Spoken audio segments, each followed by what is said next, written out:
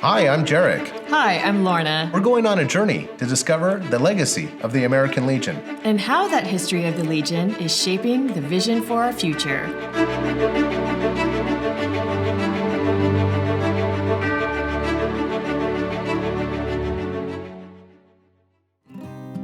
As the American Legion was taking shape in 1919, newly chartered posts across the country were already including widows, wives, mothers, sisters, and daughters of veterans in their plans and activities. It was a familiar model. The Grand Army of the Republic, the prominent organization of Civil War Union veterans, depended on its Women's Relief Corps Auxiliary to help advance the GAR causes. Other patriotic women's groups of the 19th and early 20th centuries, such as Daughters of the American Revolution, had established themselves as beacons of service in their communities by the time the American Legion was formed.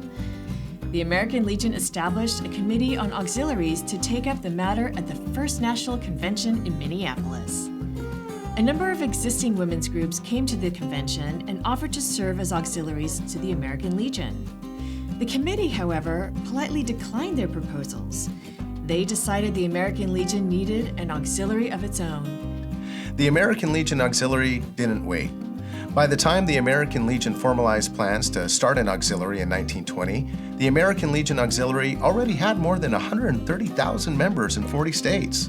Auxiliary conventions had already been conducted in places as far away as Honolulu, Hawaii in 1920. And in 1921, at Kansas City, the American Legion Auxiliary had its first national convention.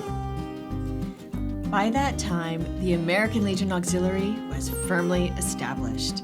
Within 4 years of that first convention, American Legion Auxiliary membership nearly doubled to 207,000.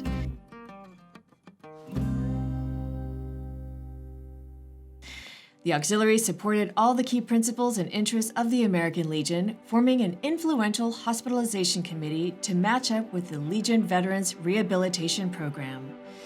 Support for disabled veterans became a key mission for the auxiliary in the 1920s, when services and facilities were far and few between. To support disabled veterans and remember those who did not come home, the American Legion Auxiliary and the early Legion advanced an international program to manufacture and distribute artificial poppies in return for donations that would help veterans in need. The American Legion Auxiliary pioneered efforts to convert the program into a therapeutic activity for hospitalized veterans. From materials supplied by the Legion and Auxiliary, veterans made silk or crepe-papered poppies for Memorial Day distribution. Funds raised were spent to improve services or simply make life a little more bearable for those who were disabled. The American Legion Auxiliary also took a firm stance on the need for a strong military, as it does today. In 1924, the Auxiliary helped organize an All-American Conference in Washington, D.C., where nearly 70 women's groups representing millions of women drove home the point that lasting peace depends on a strong defense. Longtime American Legion Auxiliary National Secretary Gwendolyn Wiggin McDowell put it this way after World War II. Women who saw the danger of pacifism and disarmament were given a rallying place and a sounding board for making their voices heard in Congress. Congress was made to see that a very sizable and vocal proportion of American womanhood was not in favor of trusting the future of the United States to the goodwill of nations like Germany and Japan. In every city and town through the United States, local units of the auxiliary became strong points for the stand against pacifism, telling the public about and winning support of the Legion's National Defense Program.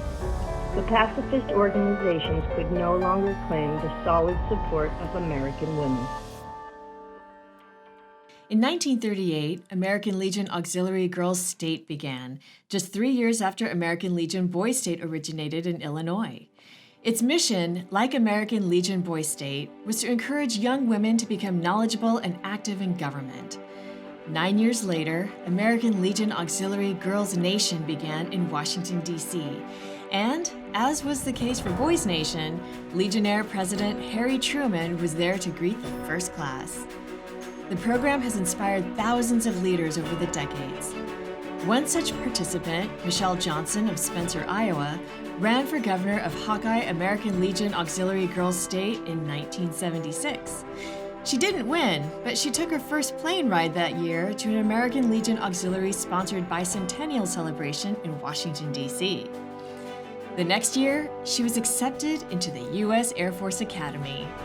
Michelle Johnson rose to Lieutenant General in the Air Force and in 2013 became the first female superintendent in command of the Academy at Colorado Springs. In 2014, the American Legion Auxiliary named Lieutenant General Johnson its Woman of the Year.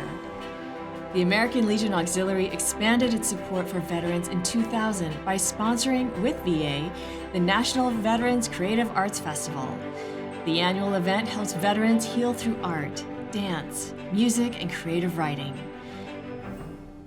In 2019, the American Legion changed its constitution and bylaws to expand eligibility in the American Legion Auxiliary to spouses of wartime veterans and military personnel, male or female.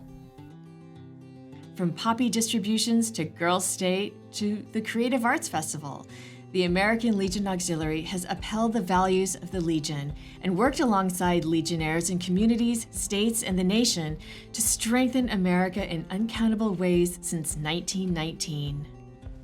The next member of what would become the American Legion family was born at the 14th National Convention in Portland, Oregon in 1932. 3 years of study led to a resolution to establish the Sons of the American Legion. Male descendants of wartime veterans could now join their American Legion and auxiliary parents. The Sons quickly grew in the 1930s, and in 1938, Paramount Pictures made a 60-minute movie titled Sons of the Legion. The movie starred Donald O'Connor, who would later become famous for Singin' in the Rain, and William Frawley, who later played Fred Mertz on TV's I Love Lucy. By the end of 1939, the Sons of the American Legion had more than 72,500 members, operating in local squadrons and state detachments across the country. But when World War II hit, a large number of Sons went off to fight, and when they came back, they became Legionnaires. Membership in the Sons fell off after World War II, but soon began a long upward climb to a record high of nearly 370,000 by the end of 2017. That same year, the Sons of the American Legion presented $300,000 to the American Legion for its temporary financial assistance program, which provides grants for military and veteran families in need. But that wasn't all. In a historic year of accomplishments in 2017, the Sons also provided $2.1 million and more than 269,000 volunteer hours for American Legion children and youth programs. More than 400,000 volunteer hours and $1.7 million in cash donations for VA healthcare facilities. Nearly $600,000 in donations to the Legion's Child Welfare Foundation. Sponsorships for more than 1,000 American Legion Boys State participants. And nearly 14,000 flag retirement ceremonies. The American Legion Auxiliary, and Sons of the American Legion are, in fact, a family. One program that ties the whole family together, it's very close to my heart, is the American Legion Riders. I'm a Legion Rider and a founding member of My Post chapter. Available to American Legion family members in good standing who want to put horsepower behind their advocacy. Legion Riders originated at American Legion Post 396 in Garden City, Michigan in the fall of 1993. Legionnaires Bill Polka Kaleidis and Chuck Tramp Dale advanced the post resolution that planted the seed. In its first 25 years, Legion Riders grew to more than 2,000 chapters and nearly 125,000 riders across the country, and even in foreign departments. At the local, state, and national levels, American Legion Riders raise money to help charities in their communities. They and their Patriot Guard compatriots provide security for families and escorts at military funerals.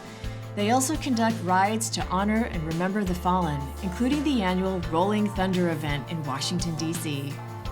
The Legion Riders are also the engines behind the Legacy Scholarship Fund, which the American Legion established in 2001 to provide college money for the children of men and women who lost their lives in service.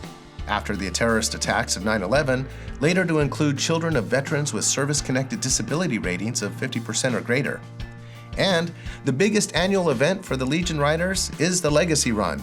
This multi-day, multi-state ride to the National Convention is the main provider for the Legacy Scholarship Fund, which in 2017 hit an all-time high of $1.2 million raised. You know, I was on that ride. Wow. It was a good one. The fund is now over halfway to its $20 million goal and making differences in the lives of young people. So we do a lot of good things in the Legion Riders, but that doesn't even count for the simple joy of just feeling the wind against your face, cruising down the highway alongside your other veterans, and understanding that this is why we served. Freedom. That's what being an American Legion Rider is all about. So, by being a writer, do you see how you help make America stronger? Yeah, that's what we do in the American Legion Riders. That's how we roll.